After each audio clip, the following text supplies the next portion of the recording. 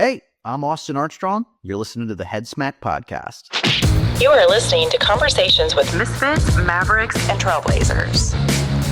Hey, welcome to the Head Smack Podcast. My name is Paul Pavolny, and I am here with Austin Armstrong, another misfit, and we're going to be having a great conversation today. Austin is a lifelong digital marketer, public speaker, two-time seven-figure entrepreneur, host of the podcast Business Talk, and the CEO of Syllabi, an AI startup that helps content creators create, schedule, and publish videos in minutes. Austin has posted over 4,000 videos on TikTok, tripling his own business revenue and thousands more across his clients' accounts. Austin has leveraged his success on TikTok to gain millions of followers across every social media platform.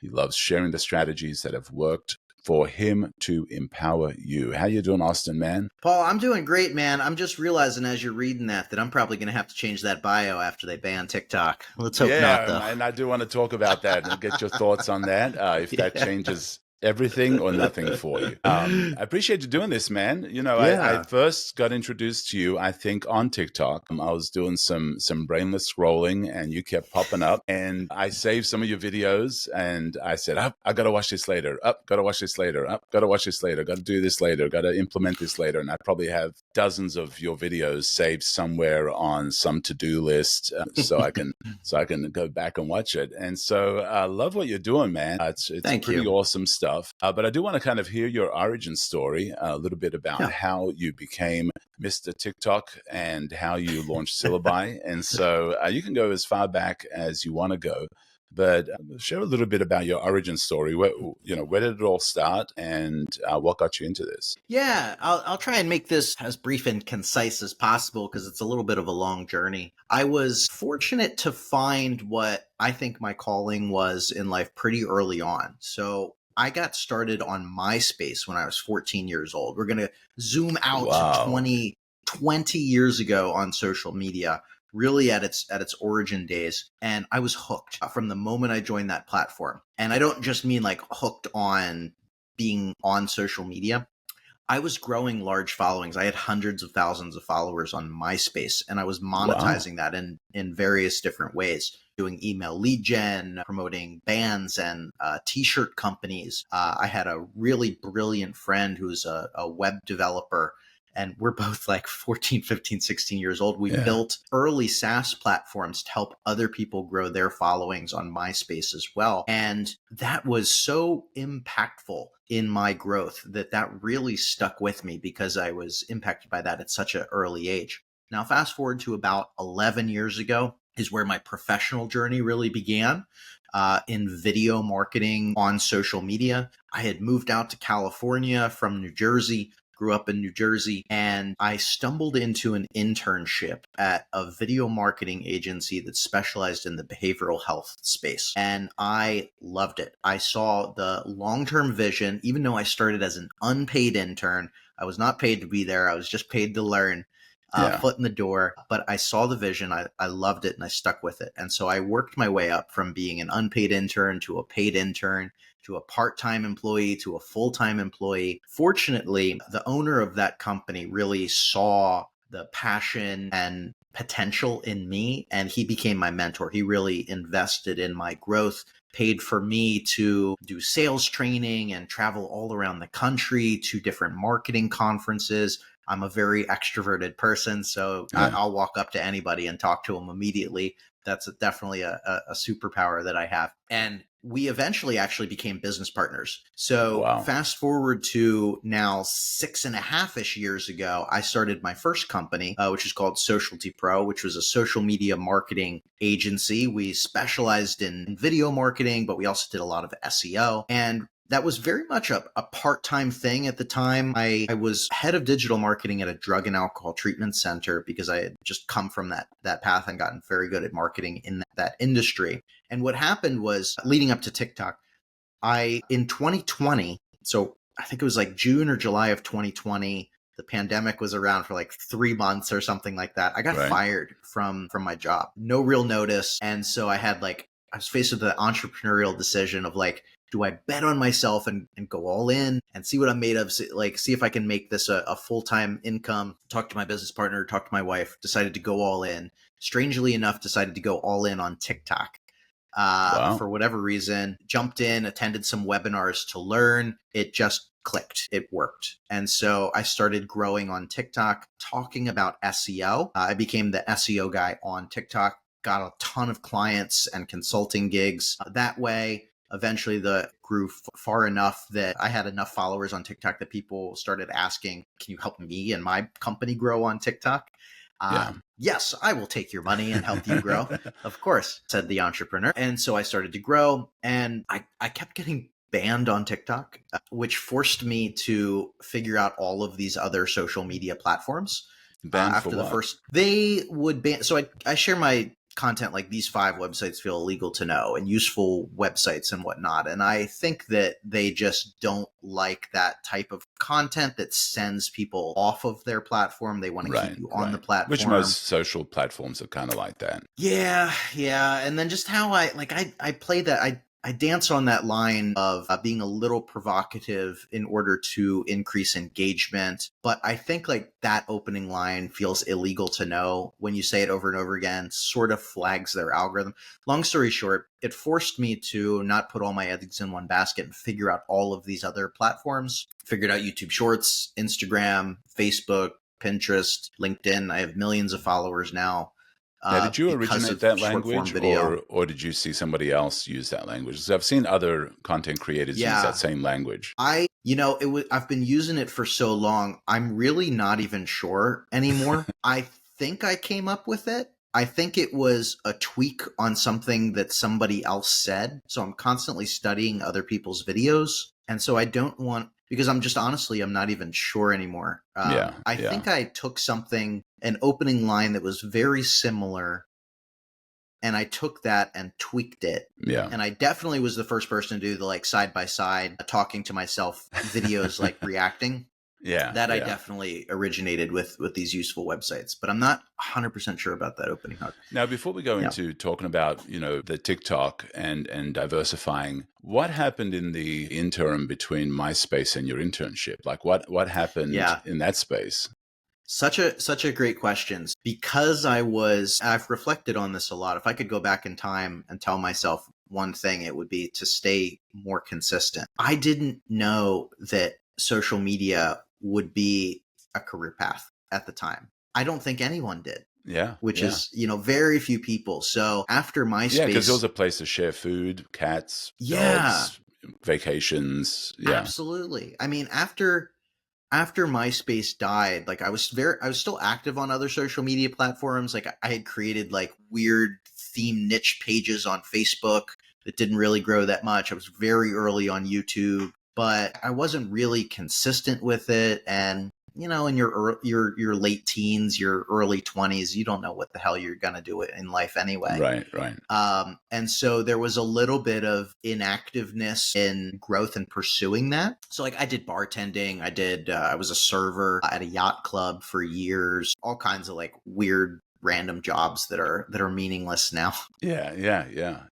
So okay, so let's go back to, you were talking about diversifying stuff. Where were you getting your learning from? Was it just from trial and error? Was it from other people's videos? Was it from some other source? Where were you learning your stuff from? Yeah, a lot of listening to podcasts, a lot of going to conferences. I love going to conferences, hiring coaches and consultants. One key moment that I always love to bring up is when I cracked the code on YouTube Shorts. It was really just because of a great YouTube coach and friend, Jeremy Vest. We decided to get together and we're like, we're going to figure out YouTube Shorts. We're going to crack this code. And every single day we would jump on a Zoom call and study, and we would test theories. We would review each other's videos objectively and just give constructive feedback and criticism.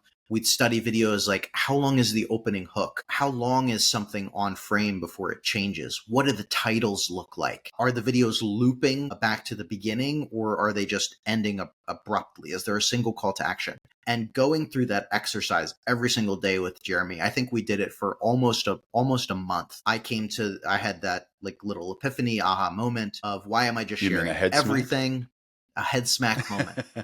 Definitely a head smack moment. Yeah. Definitely a head smack moment of, why am I sharing all of my videos? Let me just share the most viral videos, which were these 5 websites feel illegal to know series. And so I only was uploading those, and that's when YouTube exploded. Who were you finding that was doing it right, that was kind of a big influence when you were doing the studying and the analyzing of these videos? Or were you just testing your own? We were just testing our own. We were studying all kinds of channels, completely unrelated to anything. So Jeremy was the head of Braille Skateboard on YouTube, for instance. They have about 5 million subscribers. And so we were looking at their videos, which is completely unrelated to what I do, but it was just broad titles, very short videos that are visually driven. You don't have to speak the language in order to understand what's going on in the video. I mean, there was other similar creators like Maddie McTech, who is still a pretty big creator online. All kinds, just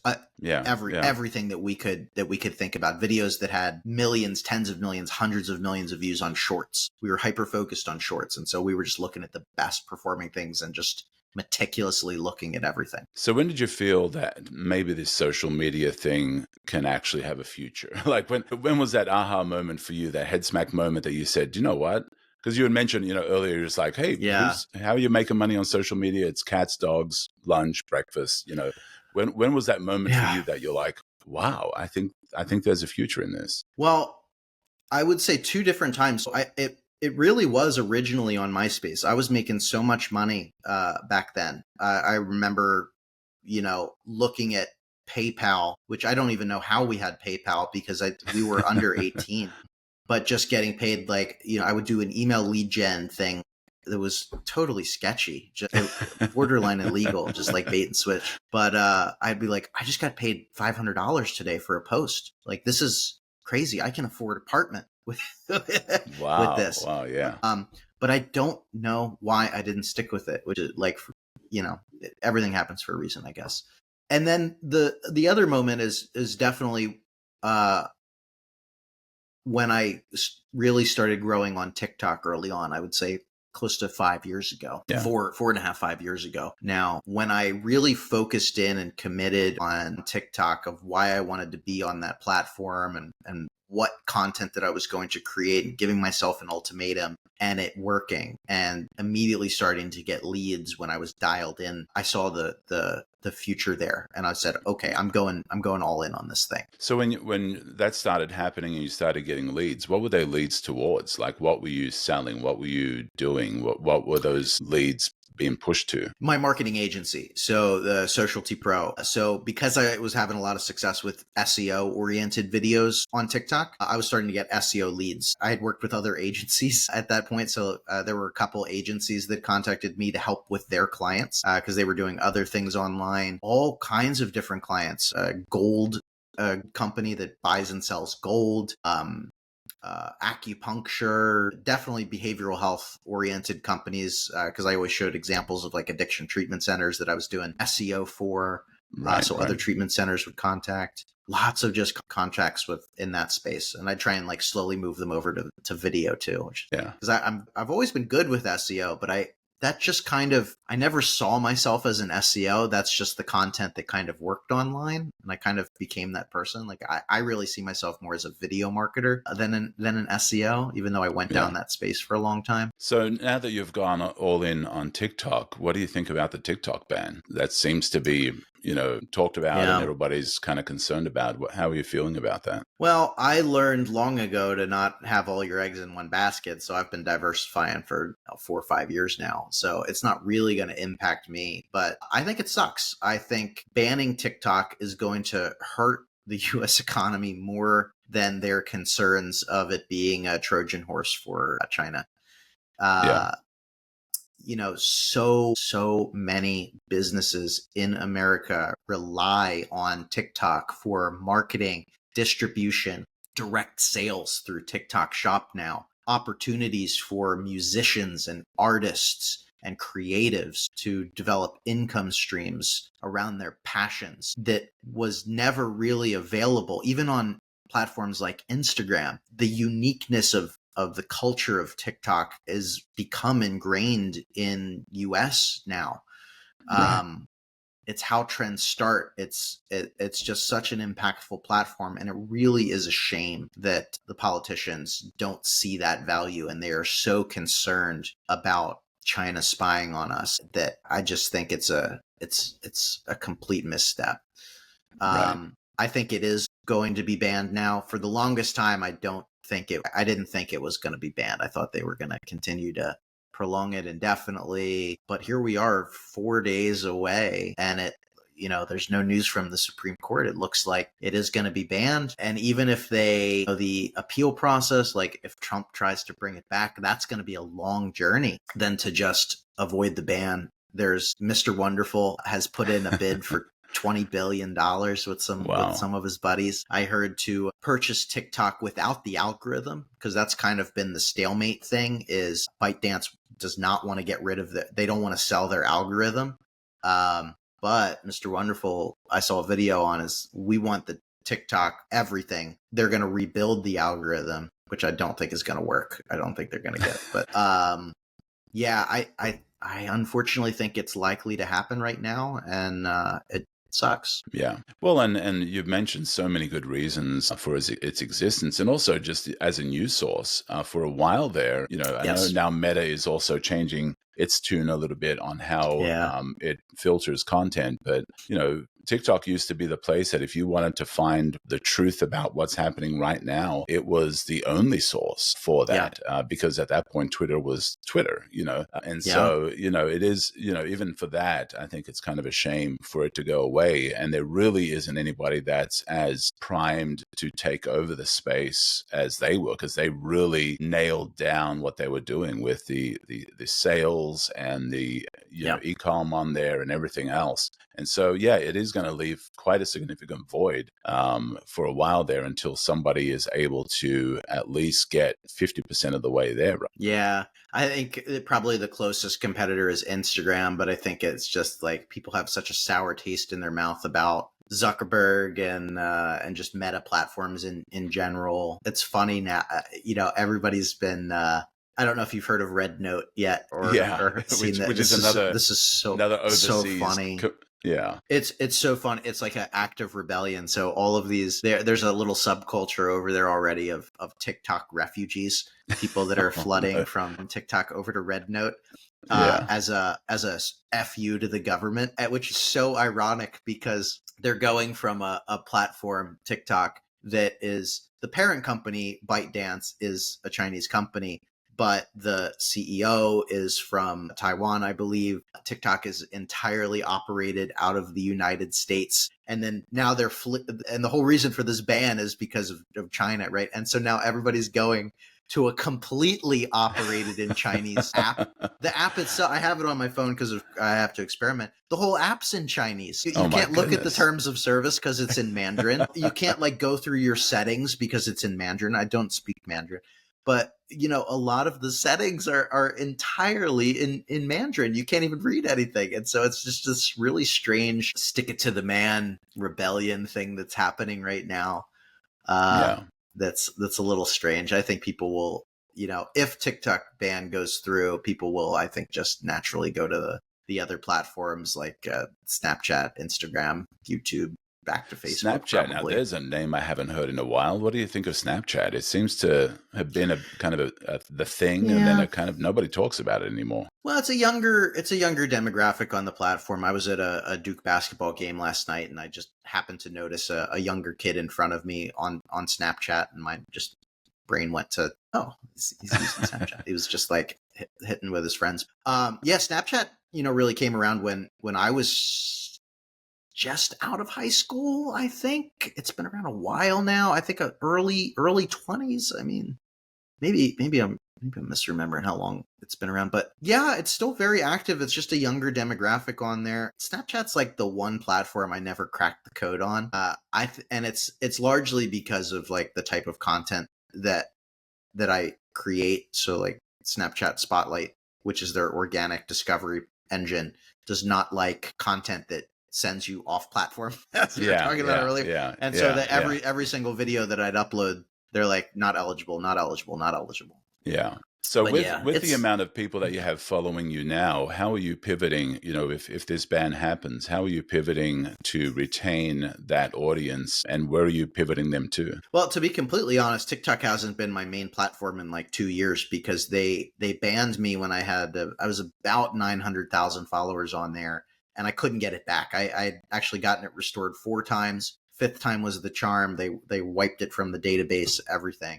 I have 200,000 followers on there now, but it just has been a little flat. So Facebook, believe it or not, is my primary platform, followed by Instagram, followed by YouTube. And so this is just another day in the office. TikTok has Yeah. just kind of been this afterthought for me for 2 years, which is unfortunate because I have such a really cool origin story with TikTok. I have so much to thank TikTok for. I have a very love-hate relationship with that platform, but I'll lose 200,000 followers. That still means I have 2.5 million followers.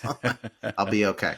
Yeah. Now, how are you generating income from posting on these networks? You're still doing shorts, right? So Yep. how does posting shorts for the person that is like, well, yeah, I kind of scroll through this, but how are these people making money doing this stuff? Yeah, there's a lot of different ways to make money. So, people immediately go to ad revenue and bonus programs. Let that just be the icing on the cake. Don't let that be the primary source of revenue. Otherwise, you're going to be sorely disappointed because it fluctuates like crazy. It's not as good as you think it is until you're getting a ridiculous amount of views. They pay me far less than they probably should, but it's just free money. Particularly on Instagram, ManyChat automations are a fantastic way to drive leads and sales. And so quickly how that works is ManyChat is a automation platform that's Meta approved that you can connect your Instagram and Facebook page to. And so you can say in the video and have in your description, like, comment the word boom and I'll DM you a link for whatever you're talking about. I'm sure people have seen that type of thing. Leave a comment word. What that does with ManyChat's automation trigger is every time that somebody leaves that comment, it will automatically respond to them with a comment response like, check your DMs, just sent you the link. And it does. It sends them a link to their direct messages. It's like email marketing on Instagram DMs, and it works phenomenal. It's like 80% open rates and like 60+% click-through rates. And when you have a lot of followers and you have an engaged audience and you work in those call to actions, every single time that you do something like that, you'll get hundreds, if not thousands of clicks to your offer. And then there's, of course, a percentage of people that sign up, don't sign up, whatever.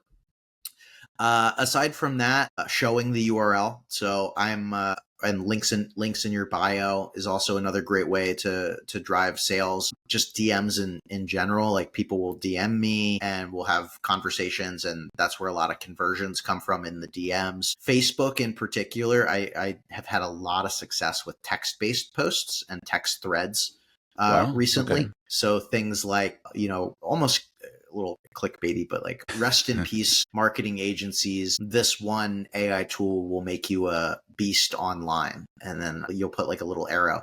And then the format is kind of like 4 or 5 steps as individual comments that are text-based. And you leave a link there, because if you just post a link in the actual post on Facebook, it stifles the growth like crazy. Like 100, you'll get 100 times less, but not if it's in the comments. And so that's kind of the game that we play with Meta, but that works tremendous. That works incredibly well for driving traffic to anything. And then you just have to diversify how you're creating revenue. Affiliate marketing, direct leads and sales to your own products and services. I am starting a AI Marketing World conference right now, so I'm driving sales to my conference, which is next October in Dallas, Texas. Ebooks, brand deals with other companies that just want brand exposure. There's a million different ways that you can monetize attention online. You just have to slowly build these sources. Right. I love that because, it's not just about posting content. It's leading them to some sort of an offer. And like you said, whether an affiliate, a co-sponsorship, and there's so many ways. And I do advise those that have just listened to this to go back and write down every one of those ideas because, it's not just about, I'm posting stuff, but it's also, what does it lead to? What is it? You've got to have something that you offer or provide that you can lead them to, right? Because that makes all the difference. It's not just about posting content and getting attention. It's kind of like yelling in a stadium, "Hey, look at me!" And then everybody looks at you, and you're like, Cool. I don't have anything to say, now they've got your attention. Yeah. And so, I think a lot of people do that with their marketing is they fail in that. They yell, in a stadium, "Look at me." And everybody looks at them and then they're like, "Oh, I don't really have anything else to say apart from that, And so, so you've learned how to do that. And so what have you found is like your best thing? You mentioned about the the word post and then an arrow down. I've seen a lot of that, and I think I first saw it on Twitter X where people were posting some sort of a post and then having a thread of in the comments of additional content. What else are you finding that is really working right now aside from those text posts with an arrow for more content? Well, short form content still works like a charm. If you create sort of broad content, you're not like, "Hi, Instagram," right? You're just creating broad content that's valuable. You can repurpose that across every platform. Post it on Instagram Reels, post it on Facebook Reels, post it on YouTube Shorts. I go in waves with Pinterest right now. Pinterest is getting a lot of views for me. So I'm back on recommending the Pinterest bandwagon. Nobody talks about Pinterest. Wait a second. Isn't Pinterest just for stay-at-home moms to learn how to knit stuff? Come on now. Pinterest, really? That's I'm being stigma. Sarcastic, of course. Yes. Yeah.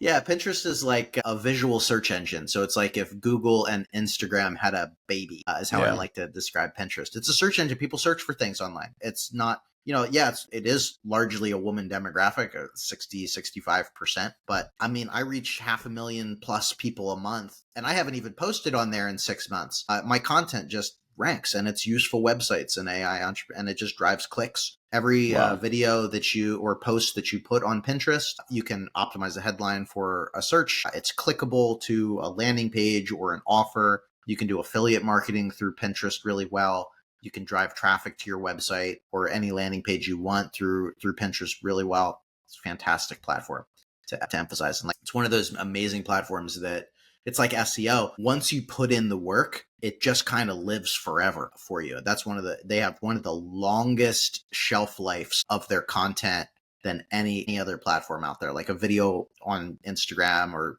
Facebook or YouTube might die in a couple weeks or a month or so. On Pinterest, they can live for years. So I love Pinterest, but post that video everywhere. Post it on X, post it on Threads, post that video everywhere. And then other types of content like carousel posts still perform really well. Like sort of the image version of those text threads will do something like that. Like here's, a catchy headline with perceived value, swipe through, value point 1, value point 2, value point 3. Yeah, those are kind of the collaborations work really well too to grow in general. But those are kind of the formats that I'm primarily doing right now that are working well. Wow. Now, you had mentioned to me in another thread of conversation about the impact Rachel Peterson made on you. Now, I just had her on my podcast. Tell me a little bit about that. What happened there? Yeah. So going back to my early TikTok growth, I had said I attended a webinar. It was Rachel Peterson's website or webinar. I've had the great fortune of interviewing her on my podcast, she was a dream guest. I have so much to thank that amazing woman for.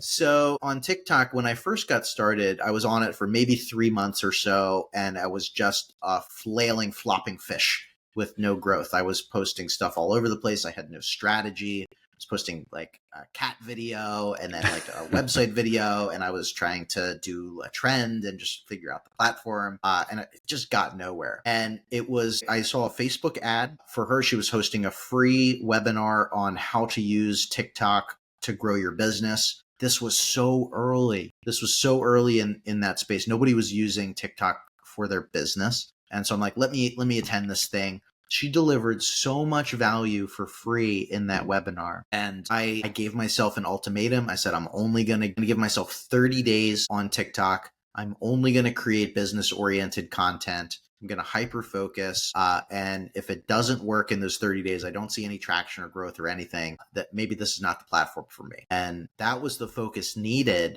to start this whole crazy journey of short form video growth. I mean, it was in those 30 days that I was doing videos on SEO that started to grow, and I immediately started to get clients. And it just has snowballed over the last 4.5, 5 years now. And I've shouted Rachel from the rooftops over and over and over again. She's such a pivotal point of my online success. Rachel's amazing. Yeah, I had her on not too long ago, and she's just an amazing guest and just so full of wisdom and so full of experience and so full of value, and just amazing thing. So when did Syllabi, and I want to talk about Syllabi, how was that birthed and how did that come about? Yeah, so at a high level, Syllabi is a tool that lets you create, schedule, publish, and automate videos to social media.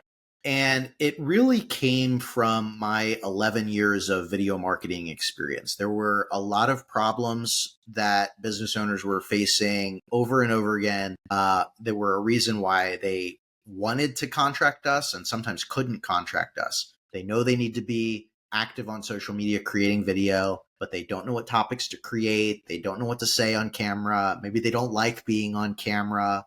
They need help staying consistent and accountable. But maybe they also don't have the time to actually do this, or they don't have the budget to hire a marketing agency. And so they're stuck in this loop of not knowing how and not having the time and not having the funds to be active on social media while they're trying to grow their business to get ahead. And it's this endless cycle. And so there were also a lot of repeatable processes that we were implementing to help our clients grow. At the agency, we've done billions of organic views across social media on videos over the years. And I took all of those concepts and I took all of those pain points and I started to come up with the idea for a platform that automated a lot of this. The original idea was actually just a content strategy tool, which became the execution and implementation of that. But the original idea was just, here's how to do competitor research. Here's how to do topic research, structure it into a 30-day plan for videos that you can follow. And we had an early content calendar on there. And this was, in fact, I just posted a thing on Facebook today, which was interesting. I had the idea about 3 years ago, which was pre-AI boom, pre-ChatGPT, pre-OpenAI's API. This was pre-AI startup. This was still blows me away that it's been that short too. It's just I know. It's AI, changed our lives. I mean, it feels like it's been forever, but it hasn't been that long. So okay, sorry to interrupt, but when you mentioned 3 years, I'm like, wow. You're so right. And so I attended this mastermind and I was workshopping this idea that was in my head of taking idea to idea. And then I started to take action on it. I self-funded with my business partner, self-invested from the agency to start to build what is now Syllabi. And I'm a non-technical founder. I'm just a marketer. I'm the idea guy, the visionary, whatever. And so I had found a development team overseas to work on this thing. Spent about $15,000 all in. It took them 6 months to build this like prototype that was real janky, but it was a visual point that I think was necessary because I brought it to my now CTO, who's a good friend of mine. I've known him for a long time. Brilliant engineer, software developer, has been in the AI, ML, machine learning space for 8 years now. He also ran a marketing agency, so he can speak my language and software experience. And I pitched him this idea and I said, here's where it's at. I'd love to bring you on as CTO and go all in on this startup. And he said yes. And what took that team 6 months to build, he rebuilt it better in a 48-hour just hackathon by himself. Wow. And then we spent a couple months refining it to getting it to MVP. And then we launched January 25th of 2023. So we're not to date this podcast. I don't know what time or what day this is coming out, but It'll come out in Monday. Yeah. Okay, perfect. So on the January 25th, Syllabi will be 2 years since it's been live, and it's been phenomenal. So that's kind of the origin story. Wow. Now, you in the bio, it said that you were 2 times 7-figure entrepreneur. Was that via Syllabi? Was that through Yep. previous? Okay. Wow. Yeah, That's amazing. that's the agency and Syllabi. So Syllabi has had some tremendous growth, but it's not all sunshine and rainbows. So we hit 1 million ARR in 7 months, which is incredible for a startup. And then because we were pretty early, all things considered, in this like AI SaaS boom, we were super early to market. But then the market exploded. There's 1 million startups that came out. And so people are this new sort of terminology of AI surfing, like, what did we call it? What was it called? Like product surfing, basically, or AI tourism. That's what AI tourism. And so they're experimenting with a lot of different tools, and they're not committing to long subscriptions. And so the market got saturated. We were on like a 9-10 month churn, just slow descent. Luckily, we grew very quickly. At the beginning, we had an awesome cushion to carry us through this 10-month period as we refine the product, make it better, talk to our users every single day. And we did a strategic pivot about 7 months ago from focusing on AI avatars to focusing on faceless videos and faceless video automation, and switching our target demographic from business owners to content creators. And when we did that, now we've been skyrocketing back up. We're higher than we've ever been. We have more signups every single day than we've ever had before. Insanely fast right now, like 20 to 30% month over month growth. Truly blessed, but it's because we went through that 10-month period of suck and trying to figure it out and talking to our users and figuring out their real pain points and working through all of it. So yeah, we're about to approach 3,000 active subscribers in Syllabi. We just crossed 100,000 lifetime customers. That's existing signups and repeat customers. So we've been able to get a lot of our customers back. And so it's been a quite the journey as a first time startup founder, but I'm truly blessed, and I love it. And I love the community that we've built around Syllabi.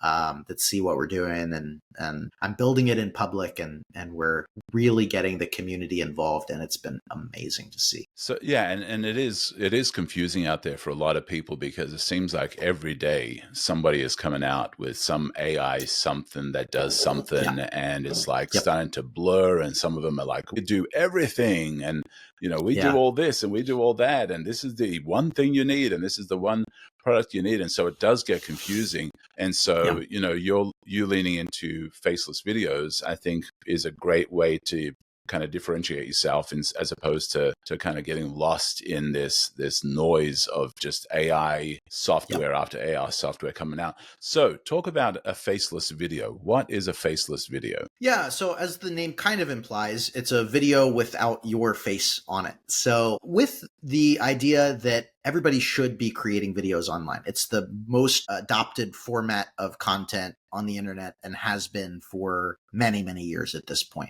Now, sometimes people don't want to be on camera. They don't like being on camera. They're literally not allowed to be on camera because they're in a regulated industry. They don't want to deal with their friends and family criticizing them, but they still want to either be creative and put content out there, or they want their business to grow and leverage this format that's getting so much just free organic distribution. Faceless video is the perfect solution for that. I thought it was avatars, but I don't think it's avatars anymore. I think there's a lot of long-term potential with that, creating like a deepfake version of yourself, if you will. But what a faceless video is, there's a couple different types. It could be B-roll. It could be just shots and clips of action and motion happening with audio, narration, and subtitles on screen and background music. That's typically the entire thing that's packaged. There's a newer style of faceless video, which is AI-generated imagery and video, which is what we primarily do. And so when you generate or type in a script within Syllabi, what it does is it reads sections of that script, and it will uniquely generate an AI image in any art style that you choose that shows what is being talked about in that script and in that narration. and then it pieces it together to tell a story. And what we've Wow. recently added in Syllabi is the animation and motion of those images. And so after the images are generated, you can turn them into scenes, moving scenes. So Wow. it creates an entire story that tells about business, about history, about hobbies, about interests, basically anything that you can think of to create content around. You can completely automate it now. Still add your opinions and expertise and your uniqueness. While you can 100% automate this stuff, I still am a content creator, and I still put that out there that this is a tool to help you save a lot of time and energy. It is not really supposed to be a replacement. There will be people that fall on all sorts of areas on that spectrum. Yeah. That's one thing that really separates us, is that I want to just empower you to create content however you want, whether you want to be in front of the camera or you don't want to be in front of the camera. Syllabi can help your entire A to Z journey there. But getting away from the question, that's kind of what a faceless video is. It's a packaged video without your face needing to be the center of attention. So when you created that, what problem were you solving? What topics do I create? We have an idea discovery engine where we show you topics and questions that people search for online with data.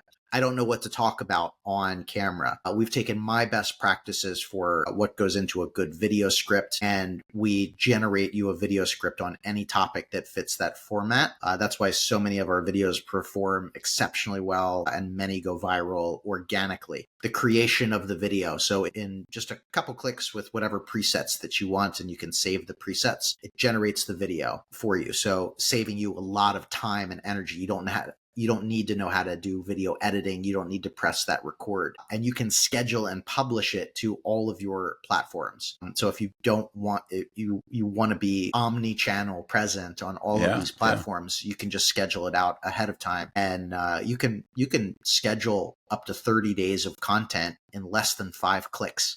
Within Syllabi. Wow. That was kind of our North Star, which we recently achieved. That's without any customizations. You of course should customize, but you can automate up to 5 videos a day for 30 days straight, long form or short form, up to 10 minutes long currently, across TikTok, YouTube, Instagram, Facebook, LinkedIn, and Threads on any topic. So who are you finding has been most successful with this? You mentioned, people that don't want to be on camera, for a variety of reasons. Who have you found that has been most successful with doing faceless videos? Yeah, well, we have a lot of businesses that use us, real estate agents come to mind, medical professionals. New content creators is who we've really spent a lot of time with and who we see having the most success, that's celebrating their growth online and having Syllabi be a part of that. People that have never created a video in their lives before, but want to create a passive income stream. That is who is having the most success online. I mean, we have a great Facebook group, Syllabi Content Creators. We just passed 20,000 members in that group. Every single day, there's people that just can't believe it. They started a brand new channel. They created a couple videos. Their first video got 15,000 views, something they'd never thought of would be possible. And we're helping people monetize and develop multiple income streams. So we've gotten a bunch of people ad revenue approved. All of these AI generated videos are able to be monetized on every social media platform. They fit the criteria of every terms of service. And we really encourage affiliate marketing. And so one of the ways that we're just growing as a community and helping people out, while they're already creating faceless videos like this, we encourage them all to sign up as an affiliate for Syllabi, which pays recurring revenue. And all they need to do is post in the description of that video, create a video like this yourself using Syllabi. Here's my affiliate link. And so we're doing a lot of like webinars and teaching on how to do that so that we all can win together. And so there's people that have never created a video, never made a single dollar online, that we're helping grow channels with thousands of subscribers, hundreds of thousands of views. They're starting to develop passive income streams online. It's been pretty amazing the last couple of months. Yeah, wow. So you mentioned affiliate marketing. How else are people making money doing faceless videos? Yeah, all of the things that I said earlier are still applicable. So ad revenue, affiliate marketing, selling your own products and services, lead generation, brand deals, selling courses, selling downloadable ebooks. One of my favorite recent ways is newsletter growth. So there's a great platform called Beehive. Shout out to Beehive. They've really built the best email marketing platform for content creators with this marketplace that other newsletters pay other newsletters to help them grow. And so how it kind of works at a high level is newsletter A pays in their marketplace $1 per email that you're able to get to sign up and confirm for their email. If I apply for that and they approve me, which is very easy to get approval for all of these. When I send somebody to sign up for my newsletter, which is free, after they sign up for my they enter their email, a pop-up will come up on that screen and say, would you also like to subscribe to this related newsletter? Newsletter A that's paying you $1 per email. If they say yes, which is free for the user to sign up and they confirm, you get paid. Wow. And so for me, it's about 20% conversion rate. And so 20% of the people that I get to sign up for my newsletter for free will also sign up for this other related newsletter for free. And I get paid to do that.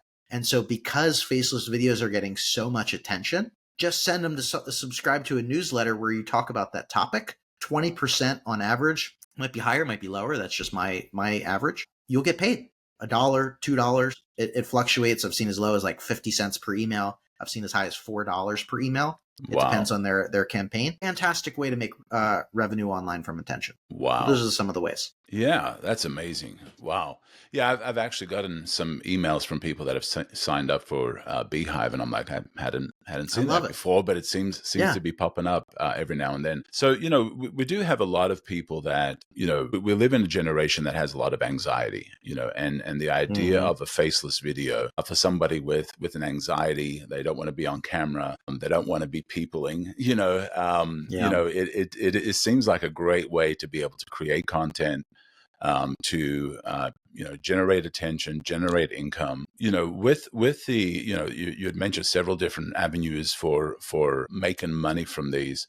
With the content, you had mentioned that you could feed it information and it'll generate some of this content ideas. Do you have to have any kind of particular business to be creating these videos, or? So what are you finding in that space? No, there's a lot of people that have no business. They just want to create interest channels, ancient history, superhero channels. There's a old school gaming channel that's picking up a lot of momentum. One of our top organic platform users is the History of Ireland, which is pretty amazing. 43,000 followers, 225,000 likes.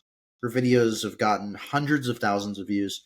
560,000, 369,000, 421,000, 33,000. Wow. Every single one of these videos is generated in Syllabi. I know that Syllabi is paying her, because we've done a case study on her, hundreds of dollars per month just from their ad revenue. The most viewed video that I've ever seen, because we do monthly challenges in Syllabi. There was a channel about all things Pittsburgh, Pennsylvania, and he did a face. It's so random sometimes. One of his videos did like 1.3 million views on Facebook. This is a Facebook page where he mixes the content. It's not all Syllabi. Some of it is, some of it's him. He posts regular stuff. It's just a niche page about Pittsburgh, Pennsylvania.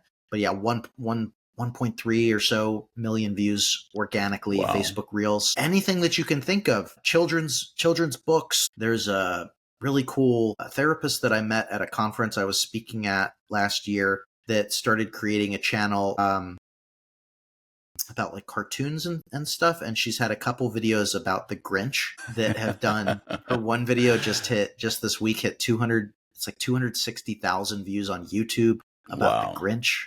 Wow. So all kinds of stuff. I mean, I've created, the cool thing about this platform is, it's fun to use. So like all of our team use it and operate different faceless channels. And so I have like a cocktail recipe channel. So like how to make XYZ cocktail. I have an ancient Egypt channel, a general ancient history channel, an ancient Rome channel. We have superhero channel, just anything that you can think of. And you don't have to be an expert in those areas, right? No. Syllabi helps you create that faceless content.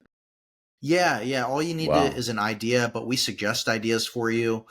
We do webinars every week where we deep dive, because this is very mission driven for me. Like, video marketing has obviously changed my life, and I'm just on a mission to help change other people's lives with this stuff. Yeah. So like, we do, whether you're a subscriber or not, it doesn't really matter to me. Our community, I bring in guest experts. We host webinars every single week on just how to do a lot of this stuff. So if you want to use Syllabi to save a bunch of time, cool. If you want to figure out and do all this stuff yourself, cool. Take what I've learned.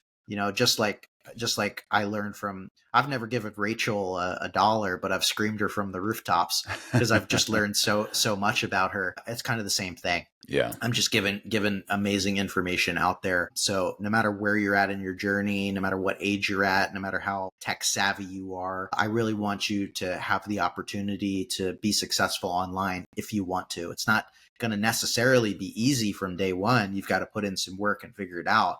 But I don't want you to have an excuse that you can't make this work, because anyone can make this work. Wow, that's amazing. And I think a lot of people that are listening to this, are going to be pretty excited about the very idea of signing up for this. And there'll be a link in the description on how to sign up for this. And I do encourage those that are looking for revenue streams, looking for ways to get out there, looking for ways to get some of their ideas, their thoughts, their interests, their passions. It sounds like the potential is limitless when it comes to the types of ideas, because you're going to find people that are interested in those ideas. Like you mentioned, Ireland and cocktails and superheroes and, all these different topics. And so is most of that content filtered to a certain platform? Is it just broadly broadcast like you had mentioned earlier? Yeah, I've seen successes on every single platform. Lots of success on Instagram, TikTok, YouTube, Facebook. I'm not sure that I've seen a particular success on Threads from these Faceless videos yet, but like it's there, so why not just share it if you've got it? But yeah, I mean, it's so simple to just select all of your platforms and publish it out. So what is exciting you about the future when it comes to AI and content creation? Well, it's only going to get easier and easier. I think 2025 is going to be the year of agents, and so that's a really fascinating concept for me. Because right now, I think it's a natural evolution. We're working on some agentic stuff within Syllabi. Right now, it's still human input and execution, even though you can automate a lot of this. With agentic, it basically will do everything for you without you needing to take a lot of the steps if you want. And so it'll execute on your behalf a lot of these things. So that's really fascinating. The other thing that's really interesting is I see this getting more and more involved in hardware over the next year or two. It's really, really in the early days. Like, I have a Samsung Galaxy Note 24, whatever the most recent one is, that has like Galaxy AI in it. It's very limited. Apple has Apple Intelligence now. Right. Google has Gemini in their Pixel phones. There are different, I think I lost them, but I had the Ray-Ban AI smart glasses. But all of these things are kind of just novelties so far. I think we're really going to see a lot more adoption of AI into useful hardware coming up, which is fascinating. Just a week or two ago, I saw that Elon announced that he's going to be porting Grok into Tesla vehicles. So you're going to have a AI model in your car.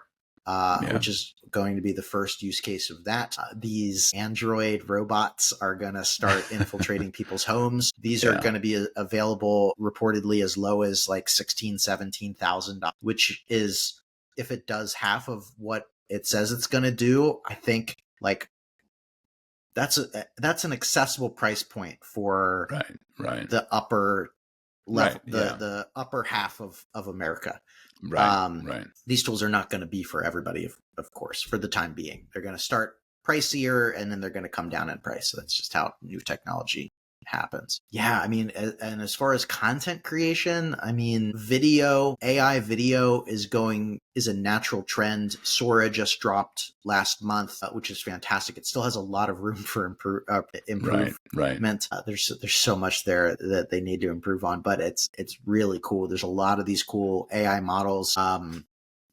AI video is going to be huge this year online. Yeah. It's pretty mind-blowing. That's kind of where my mind's going, yeah. Yeah, it's pretty mind-blowing what AI video is already doing. I put in an image of a house from like a bird's eye view, and I told it to animate it like a drone fly-through this photograph. Yeah.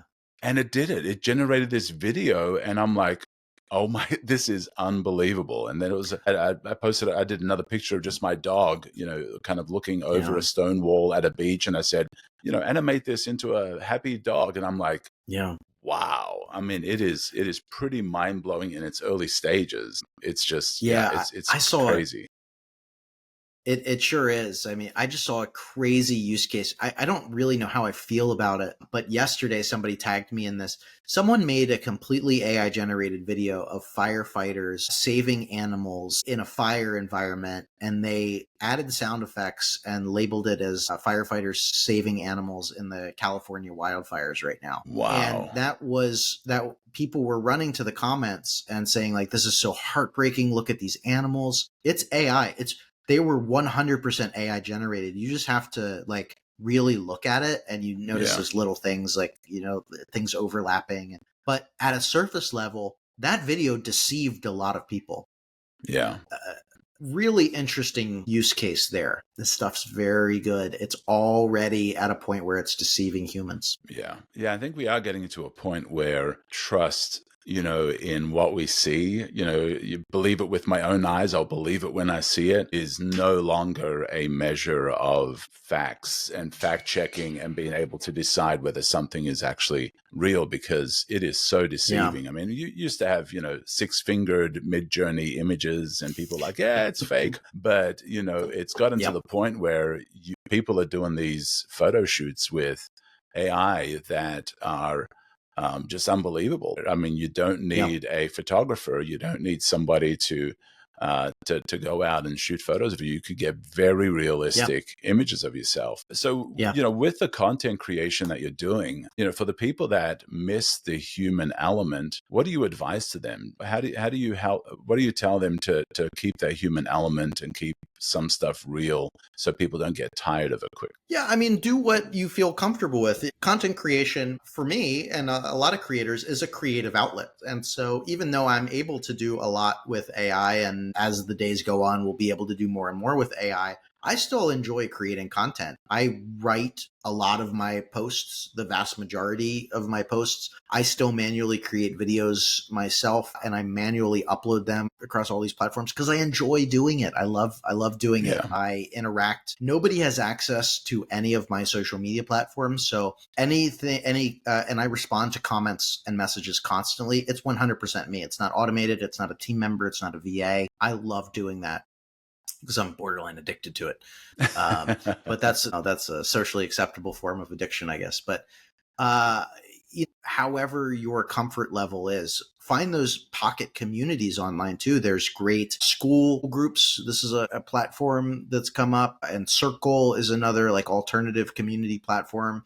There's Facebook groups, there's Discord communities, there's offline communities. I mean, go to conferences, go to networking events, go to mastermind groups, connect with people in real life. I think that's ultimately like where AI is going, is this whole online world is going to largely be automated. It kind of already is. And so it's just going to save us a lot of time to do more in-person human stuff. It's going to give us back time to do more experiential things, go to concerts, spend time with our loved ones, do activities, things like that, chase our physical hobbies of woodworking or playing guitar or rock climbing or martial arts, all of that. Yeah, I love what you said about still you do a lot of posting yourself. I think, AI is incredible, and there's a lot of people that use it incredibly well, but I think, keeping it as an augmentation of what you're doing and not Yeah. a total replacement is a safe thing, because humans love humans. Humans Yeah. love human activity. They like to have real engagement. And there are some people that have gone all in on AI to where it writes everything. It'll write all their Yeah. emails, it'll write all their DMs, it'll write all their posts, it'll write every single thing. And people are like, well, am I talking to you? Am I talking to an AI? And I want some level of realness in what I'm seeing as well. And so I think that's going to be the Yeah. challenge for the future is balancing between how much you're plugging AI into your social thing. Because if it's social media, it's you being social as well as you producing this content, and finding a way to balance that where people still feel that they have access to a real you. And I think finding that balance, I think, is going to be a challenge in the future. And like you said, you still do it all yourself. You still have all the access and you take care of it yourself. And I think that's a future that we all need to kind of push for. Is what I can do and what I should do are two very different things, and keeping that realness is pretty important. As we wrap this up, what's a head smack moment or a head smack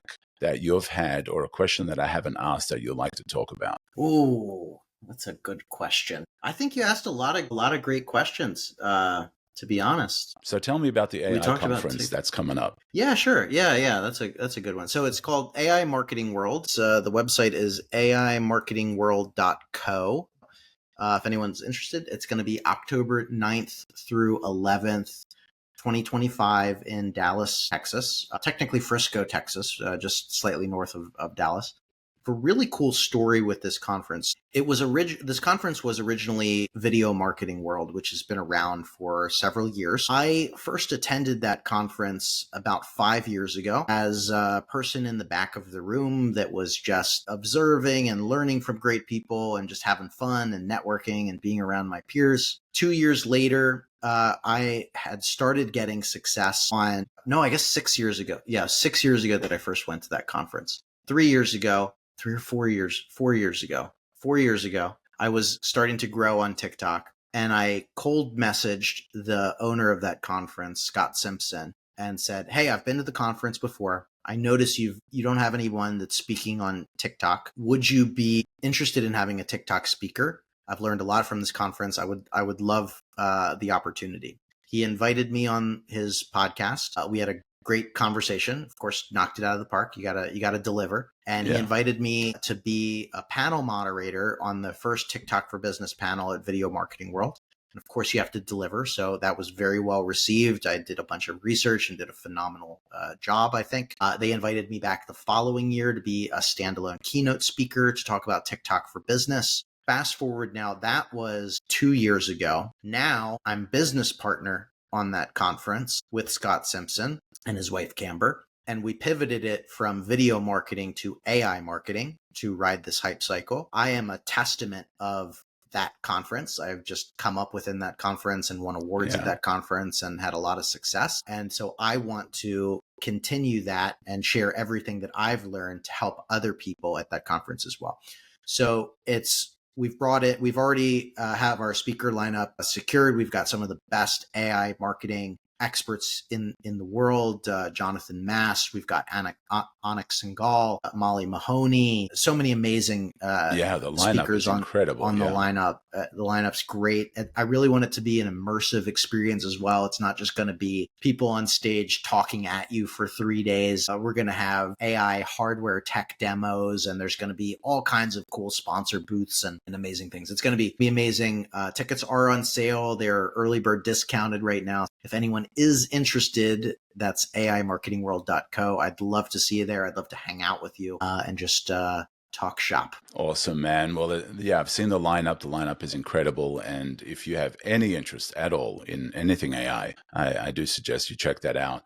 I'll have the links in the show notes. Austin, this has been amazing, man. I really enjoyed this conversation. Absolutely. Very informative. Excited about Syllabi.